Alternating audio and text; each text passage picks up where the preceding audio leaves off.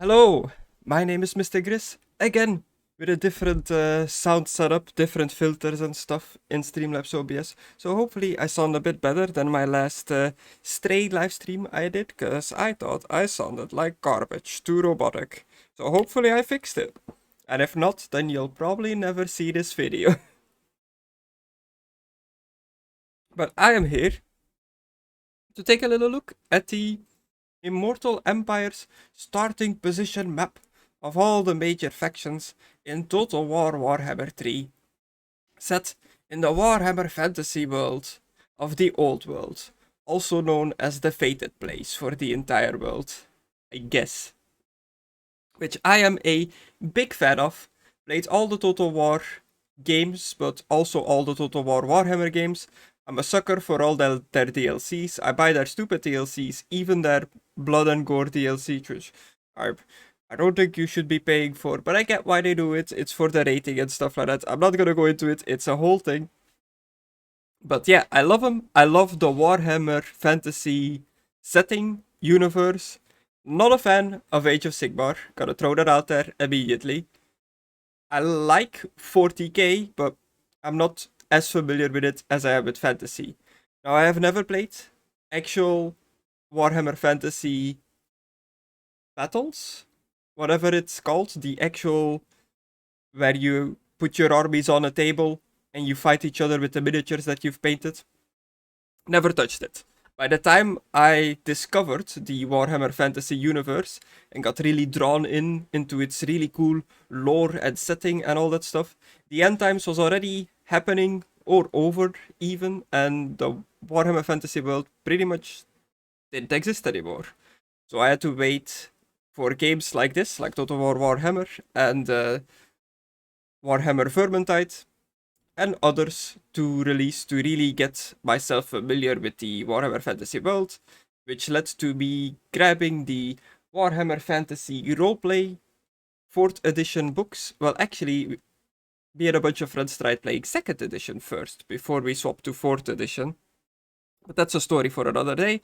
All I'm saying is that I love the Warhammer Fantasy universe way more than any of the other Warhammer IPs. Sadly, it is officially no longer around anymore, but it still exists in games, video games, roleplay games, and it is coming back in some form called the Old World in the future somewhere.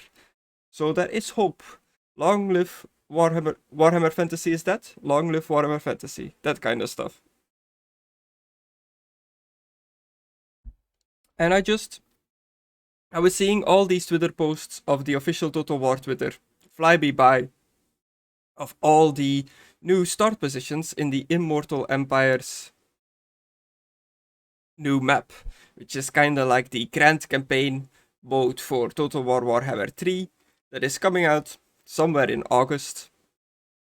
And I am real excited about it.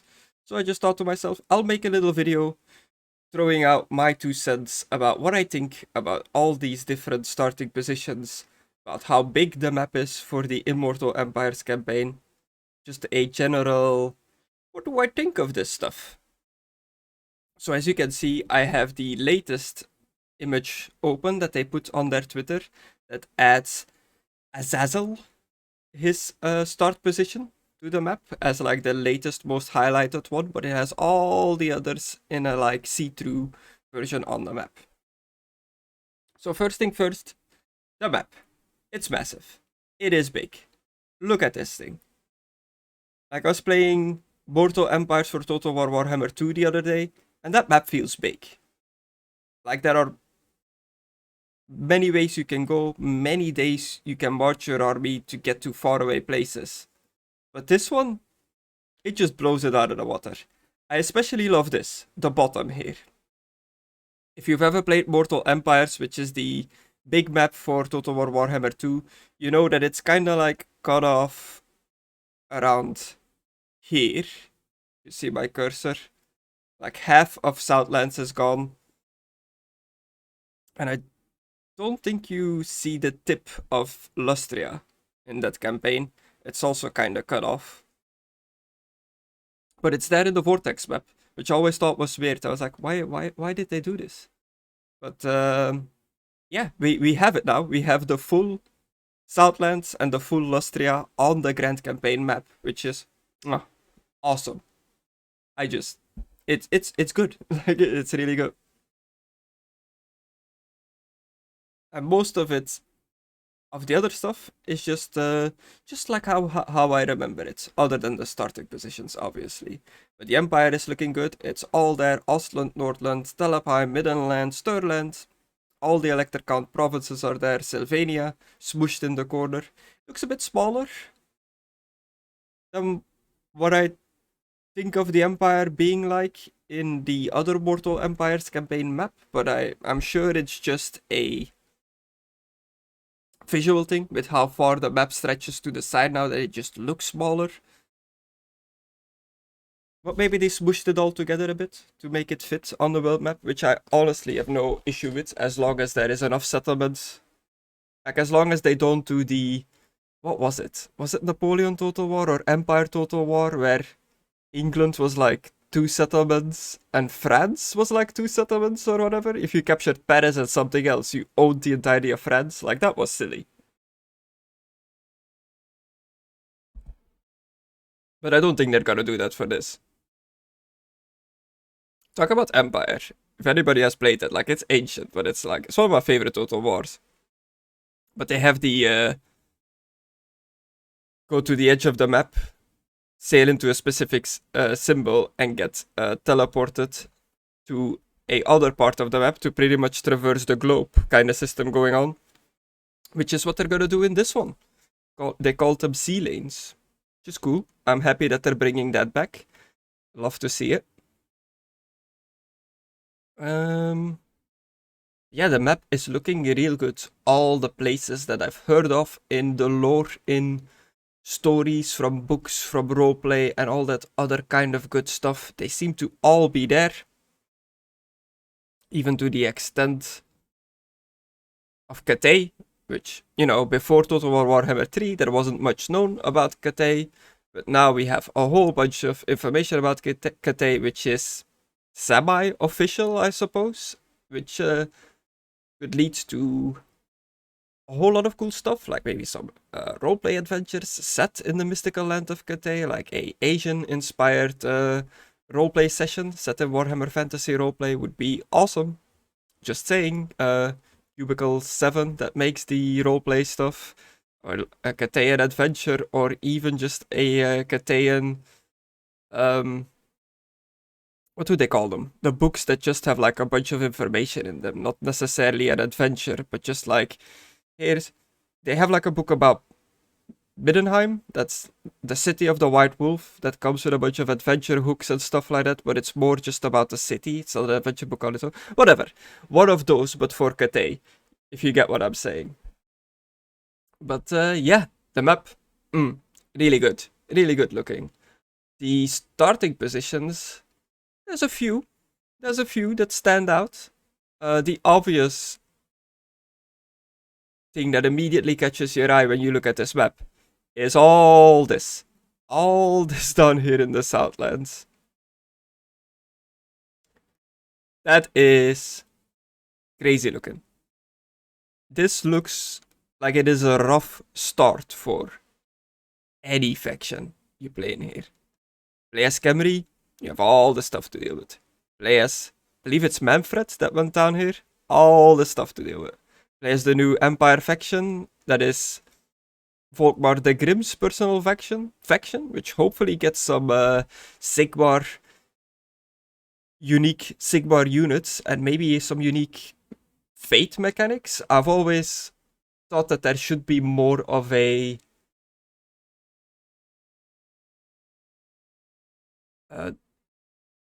fate mechanic to the Empire, because fate and religion is really important in the Empire, in the actual lore of things. So having like a kind of like a religion mechanic, like how they did in Troy Total War, where you pick like your main god of the pantheon and stuff like that. Now that would be cool for the Empire.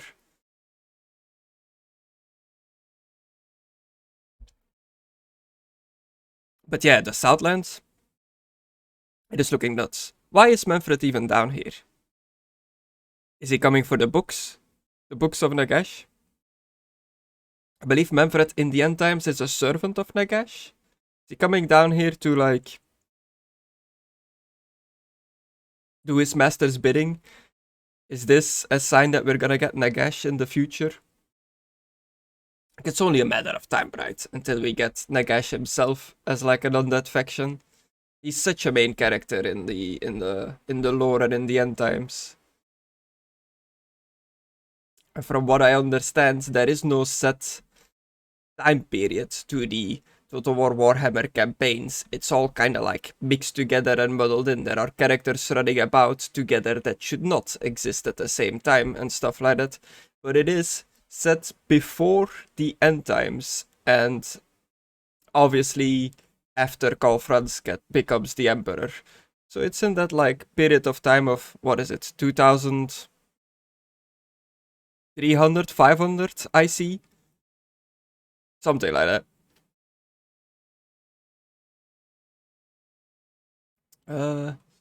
Completely lost what I was even talking about, and I went into the actual time of the world. But yeah, Southlands, what a mess. What an absolute mess.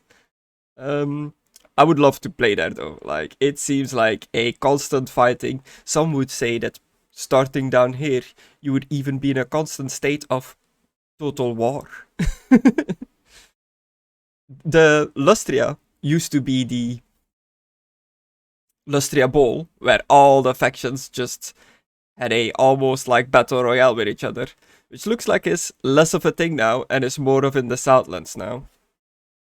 So that's cool, I guess. Interesting that Bordelot is down here in Lustria. What's he doing there? I know he's the naval guy of Bretonnia, because, you know, trident for his weapon shield and all that stuff. Well, is this like a Bretonnian expedition to Lustria? Is it a crusade? They do like their crusades. And does he still own Bordelot itself in Bretonnia? When you start down here in Lustria, do you start with like 2 settlements? How's that gonna work? I'm sure we'll find out soon-ish. Also, this whole thing down here, the southern Chaos Waste, not too familiar with what's down there. They've got cool names though. The Ice Fire Plains. What does that even look like? Ice Fire? Southern Waste, the Abyssal Glacier, and the Demonium Hills. Who knows what's down there? Probably nothing good. Probably just chaos. It's always chaos. But there's some lizardmen down here that start in the Ice Fire Plains. That's interesting. I wonder what they are doing down there. Yeah, let's move our way. Let's move away from the whole like Southlands Lustria and look a bit elsewhere. We have Nurgle.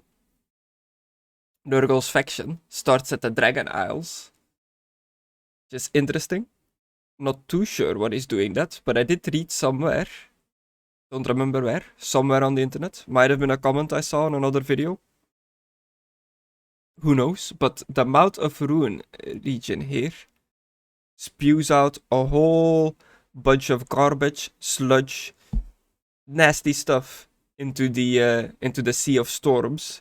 And all that nasty stuff comes from the Chaos Dwarves, their forges, their sewers, their poop. Who knows? Just nasty Chaos Dwarf waste. That probably leads to a bunch of diseases and nastiness. So people are saying that's why Nurgle's faction is there on the Dragon Islands. That's why in the lore it makes sense for him to be there. I was like, you know what? That's kind of cool. I like that. You know, where disease and nasty stuff is, there's some Nurgle boys. And the leader of the Nurgle faction, that I can't think of his name now, he loves like creating new stuff in a spot, new diseases and stuff like that. So he's probably just here collecting ingredients from all the nasty stuff to create more nasty stuff. Nasty.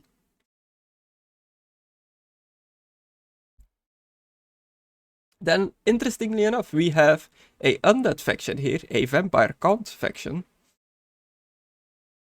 I forget the guy's name. It's the one that nobody ever wants to play as. The Necromancer. Not Heinrich, the other one. I'm honestly blanking on his name, but yeah, he's down here with a whole bunch of undead nastiness. What is the zone called that he starts in? Something Noblar. So I guess he kicked out a bunch of Noblars and took it for himself. I don't know if there's any reason for him to be here, lore-wise, but I do think it's cool that if you play as Katei, you have some undead to go and fight now. Which Katei versus undead, it is something I would love to see, and they showed it in the Immortal Empires trailer. So that's cool. Some Dark Elves on the eastern coast of Katei, which we didn't have access to previously in the normal campaign. We couldn't go all the way there. So that probably means that are the other Kateian factions gonna be all minor factions down here? Potentially future DLC? Because from what I understand, every Kateian faction is being led by one of the dragon children, like the dragons that can turn into humanoids. They're all brothers and sisters, and they all kind of lead Katei together underneath the Emperor, who sits at the top of everything. But the story in the main campaign, when you play as Katei, is that one of the brother or sister has been missing, and they wanna use Urson to get their lost brother and or sister back. Something like that. So I wonder if they're gonna be in the game. Like, what's happening down there? Love that Clan Ashen is down here, because in the lore it's always been these Skaven, they traveled all the way east to Katei and to the mystical land of Katei and Nippon that nobody really knew much about before this game came out. It's been like bits and pieces of lore, like no real like official book, and if there was, it's like really old. But yeah, Clan Ashen has always had it in their lore that they went east, to the lands of the east, and learned the ways of being a ninja and an assassin over there. So I think it's really cool that they actually start there.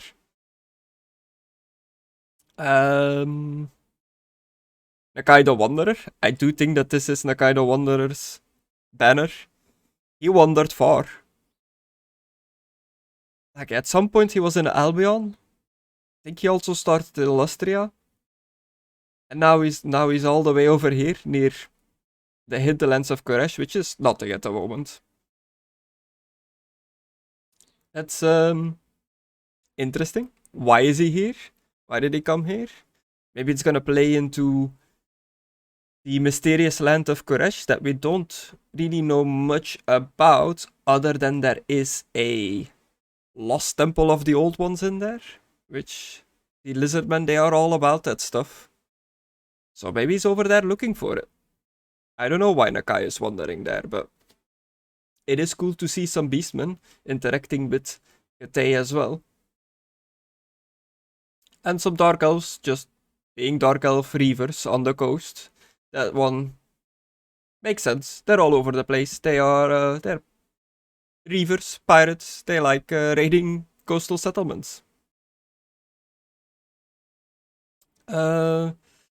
I guess I should address the elephant in the room, which is these non-filled in areas. Like I said before, Koresh, not much known about there. Apparently, an old one city is over there. Int is a Warhammer Fantasy version of old school India, which is cool. Thematically, it's really cool. Tiger people and all that kind of stuff. There's a lot of cool imagery and ideas that could come from there. Eastern colonies, I'm honestly not sure what's there in the lore. Can't recall. I assume it is a elven colony, because most of the sea colonies are elven colonies. It's this little bit of land off here, down the tip of Koresh. Also not sure what's there. There is supposed to be like another landmass over here that is called the something islands, the missing islands, the hidden islands, something like that. And then more to the east, there is Nippon, the Warhammer Fantasy version of Japan. Are we ever gonna see any of these less known factions in the actual game? Honestly, I would say no, but at this point, who knows? I never thought we were gonna get Cathay, and here we are. Cathay is one of the major factions now. So who knows what CA is gonna do, what they are allowed to do. Also, there's this little bit over here that is like, if you would compare it to our world, which is very easy to do with the Warhammer map because it is pretty similar. This would be Korea. Yeah, not sure what's there. I don't know what this landmass is even called, what is supposed to be there in the lore. I believe on the old world map that was available for the old world, for the fated place where you see all the continents that has Nippon on it and stuff like that, this little piece of land just fell under Cathay. Its name was like written across all the way to this little piece of land as well. But it is very much outside of the Great Wall, so the Great Bastion rather, not the Great Wall. There is no similarity there at all. It's definitely the Great Bastion and not inspired by anything else. But yeah, it's outside of it. Who knows what's there? Probably just chaos, bad stuff, roaming bands of beastmen. You know, nothing good. No civilization.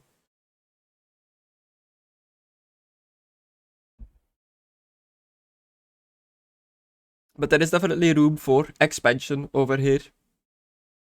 I guess now that I'm talking about this, I should talk a little bit about factions that are known in the lore to exist and that are not in the game yet to the extent that they should be. One of the minor ones, Albion. We have Belacor himself that starts on Albion now. So I can't imagine it's gonna be a good time on Albion for the people of Albion, but from what we know, from what little we know in the lore about Albion, it is a mystical island shrouded in a mist that is very hard to reach. Normal people can't really get there. It is like hidden by a magical fog, and it decides to show itself every now and then because of events, winds of magic and stuff like that. And it is inhabited by a Celtic-like people inspired by the ancient Celtic English people. Very druidic, like Stone Age, all that kind of stuff. And I would love to see a faction for them, for the Albion people. That's like very primitive humans, almost like savage orcs, but savage humans, if that makes sense. I love to see it. Don't think it's ever gonna happen.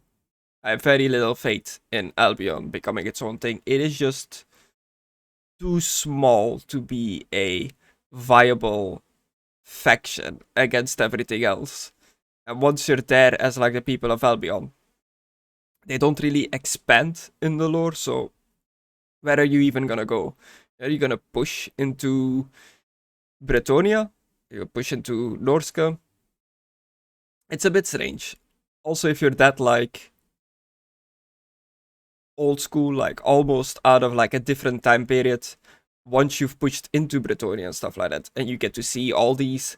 Well, Bretonia is not high tech either, but they are more modern than the people of Albion. Like, once you see all these knights and castles and stuff like that, you would think that the people would like adjust and take some of these technologies for themselves. But yeah, I don't think it's ever gonna happen to see an Albion faction officially in the game. Modders have done it for Total War Warhammer 2, and it is actually quite fun. I have played as an Albion faction of OVN's Forgotten Factions, Lost Factions, something like that, and it's a lot of fun. Just stomping around Albion with Celtic people. Very good. What else is missing? Obviously, Astalia, Tilia, Border Princess, way more of a thing in the lore.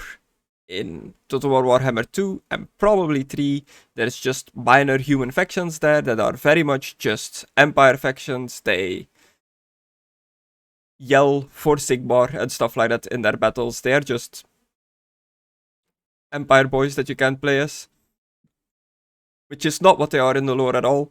It's a whole Dogs of War mercenary army Italian, Greek, Spanish theme going on there that is really cool. I would love to see an official version of, but I also don't think it is gonna happen. But modders have also done it for Total War Warhammer 2, and the mod is amazing. I love playing as Estalia. I'm actually currently doing a co-op campaign with a friend in Total War Warhammer 2, where he is Bretonnian Crusaders, and I'm playing as Estalia, and it's a lot of fun. Talking about the Bretonnian Crusaders, they classically go up against Araby, the Crusades against the Arabians. Get it? Get it? It's not very subtle.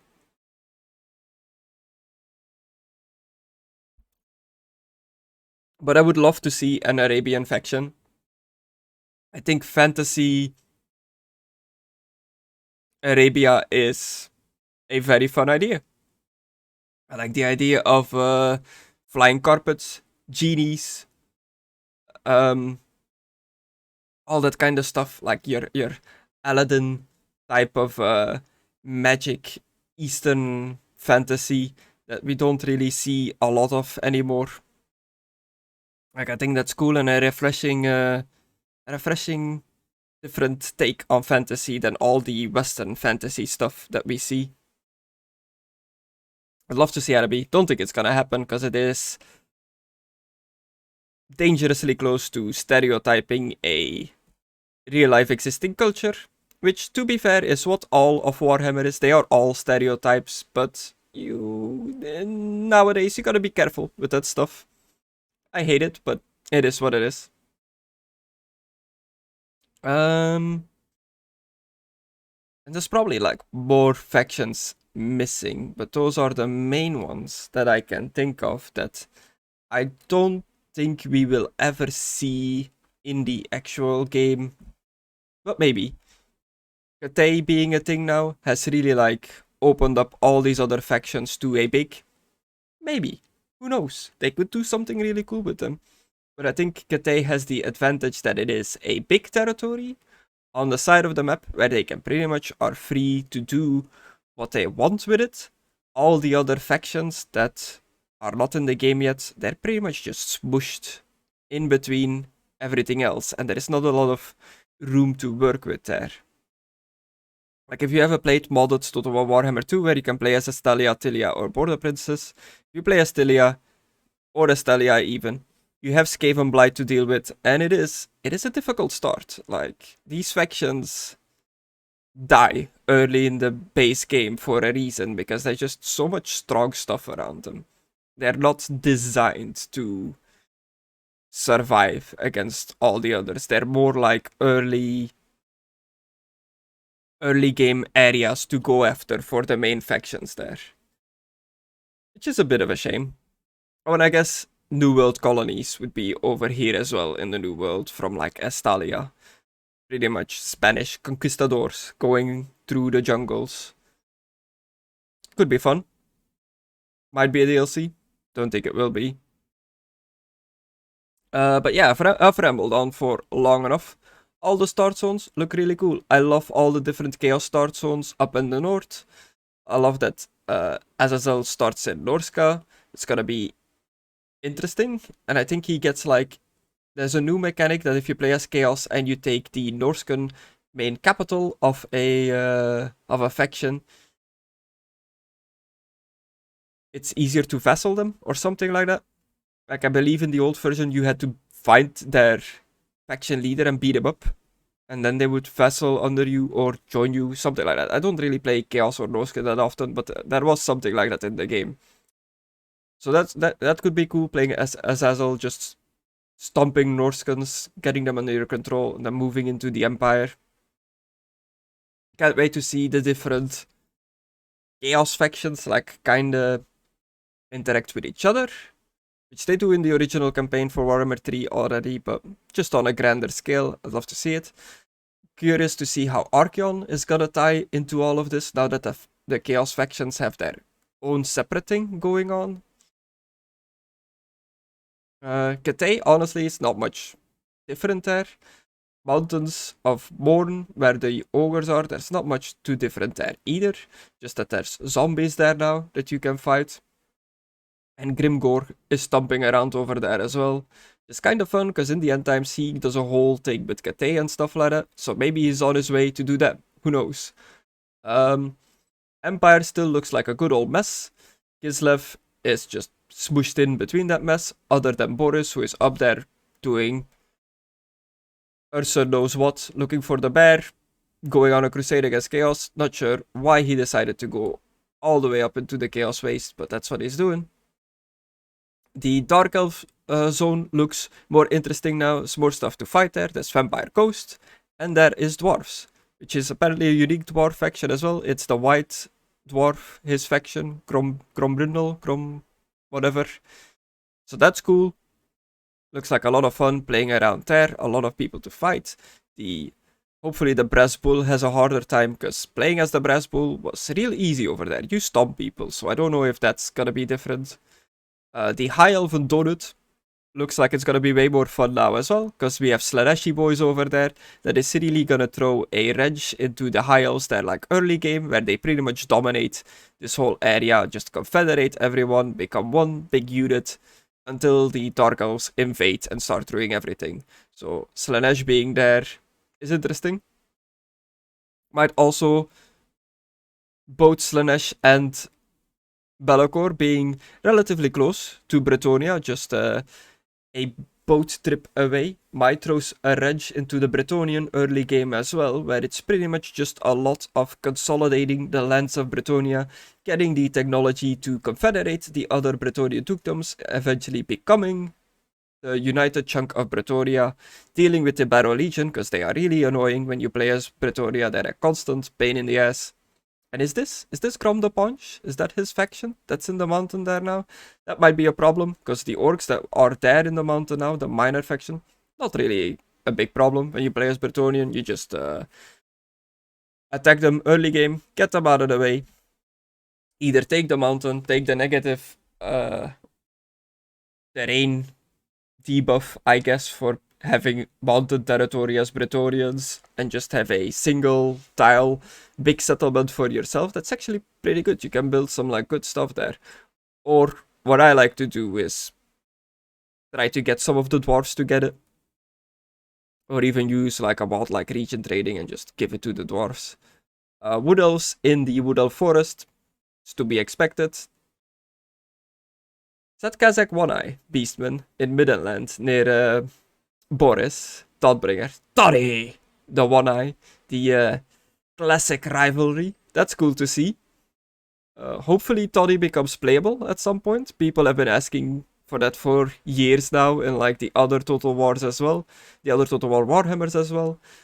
He's playable in custom battle, I believe, but not on campaign, unless if you use mods. But he does count as a legendary lord. So, who knows? I guess you'll have to confederate him and then get him as a legendary lord. One thing I would love to see for the Empire, I know modders have done it for Total War Warhammer 2, so it's definitely possible, is that the different elector count regions, when you confederate and when you eventually become the united empire under Karl Franz, that they kind of keep their uniform colors. Like, I would love to see playing as Karl Franz, having an empire army consisting out of Talabekland spearmen, Sturland greatswords, Wissenland gunners, like stuff like that you can like tell by their uniform what region they're from. That would be pretty cool. But again, that's something that modders can do. I don't think it's gonna be in the base game.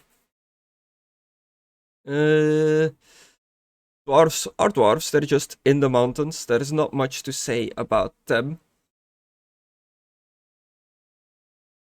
I wonder how well the minor faction Dwarven hold is gonna do up here in Norska. Where even are they? Are they in Eastern Oblast? No, it's the giant home mountains, right? Yeah.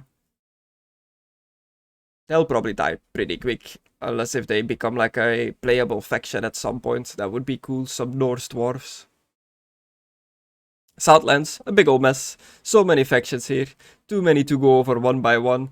This video will be like hours long if I talk about all these factions individually, but it is what it is. It honestly looks like a lot of fun to play here, even if it is just to see how long you can survive in this mess. But could be cool, could be very cool. And Southlands, not Southlands, Lustria, looking interesting as well. We've got a mix of Empire humans, Bretonnian humans, Vampire Coast undead, Lizardmen and Skaven and Dark Elves fighting it out there, which is an interesting combination. You don't tend to fight Lizardmen that often when playing Bretonnians, and you don't get to fight Bretonnians that often when playing as Lizardmen, so that is a cool mix-up. I am honestly curious to see how well Bretonnian cavalry will fare against some of the Lizardmen big units, their dinosaurs. Because Bretonnian infantry is weak, they're all about them cav, and they got anti-large and anti-infantry cav, but yeah, Lizardman has got some nasty stuff, so that's gonna be an interesting matchup. And I think that about sums up my thoughts about this whole campaign map. It is looking big, it's looking massive. I wonder how long it'll actually take to force march an army from one side to the other, how many turns that's gonna be. If you're even gonna make it without getting ambushed and killed by everybody else along the way. But it is looking good. I am honestly very excited for this. I can't wait to actually play it, to get into this, especially in co-op, especially with multiple people co-op, not just 2-player co-op, but more than 2. Could be a lot of fun. Hopefully it's gonna release in a beta form, so it's probably gonna be a bit dodgy in the beginning, like the simultaneous turns co-op currently in Total War Warhammer 3 is... It is better than having to wait for your turn in the older ones, but it is still a bit dodgy. Like when the other player is doing something, like moving his army, besieging something, building buildings or whatever, and you are doing something at the same time, the game seems to be having a hard time keeping up with all of these actions at once, and that's just with 2 people. So if you play with 8, I can imagine that being a big old mess. So hopefully that is gonna be a bit better in the Immortal Empires campaign. But yeah, I can't wait to get my hands on this, to stomp around the world and see how much I can actually conquer. Because painting the whole map is gonna be a daunting challenge now. There is a lot. But I have read that they have reworked all the victory conditions as well. There is gonna be racial victory conditions, cultural victory conditions and stuff like that. So that's cool. It gives you like something to work towards. I'm always a big fan of that. And no chaos invasions, no portals to deal with, which is real nice. And no chaos realm to go into, which honestly I don't mind either. I am not the biggest fan of the actual mechanics of the main campaign of Total War Warhammer 3. One last thing. I'm curious to see how different all the settlements are gonna be. Like, there is so much stuff on this map, so many settlements. Are they all gonna have their unique maps when you like fight the settlement slash city siege battle? Like, that's crazy, that's too much. There is no way they're gonna make like, what is it, 500 something unique settlement maps? I'm thinking most of them are gonna be copy paste with a reskin of the area and or faction that you're currently fighting, that you're in. But hopefully some of the, how would I call it, like major cities in the game, in the lore, are getting special unique maps. Definitely want to see Altdorf, the main capital of the Empire, look like the main capital of the Empire, not just generic battle map that they use for all the other ones. Ubersreich maybe, because it gets a lot of love in the Warhammer Fantasy roleplay game. It is pretty much the main setting. So seeing it like represented in game would be really cool. Pretty much all the Empire main towns have like something going on. Middenheim is like on a mountain with like the tip cut off, like it's on a flat mountain top, which is cool. I don't know how they're gonna do that. I doubt they're gonna do that. I think Telebeckland, their capital, is in a crater of like a meteor strike or something, so it's completely like surrounded by natural walls. I don't think we're gonna see that, but again, would be cool. Yeah, many other things. Pretty much every capital of every race. The High Elven capital, Eten, or however you pronounce it, should be this beautiful, amazing city. But we'll see, I guess, what we get in game when we actually get to fight there. And hopefully, the amazing modders out there, like the GCCM mod for Total War Warhammer 2, will create some awesome maps to fight on Total War Warhammer 3. It's not even out yet, and I'm already looking forward to the mods. that's crazy. But yeah, that's my opinion about this whole Total War Warhammer 3 Immortal Empires thing. I'm looking forward to it, can't wait to get my hands on it. I'm sure it's gonna be amazing, and modders are probably gonna be making it even more amazing. If you have anything else to add, leave a comment down below in the comments to say what you think about all this. And that's it for me for today. This was supposed to be like a 10-minute short video, and I've been going for 40 minutes, so oopsie, bye!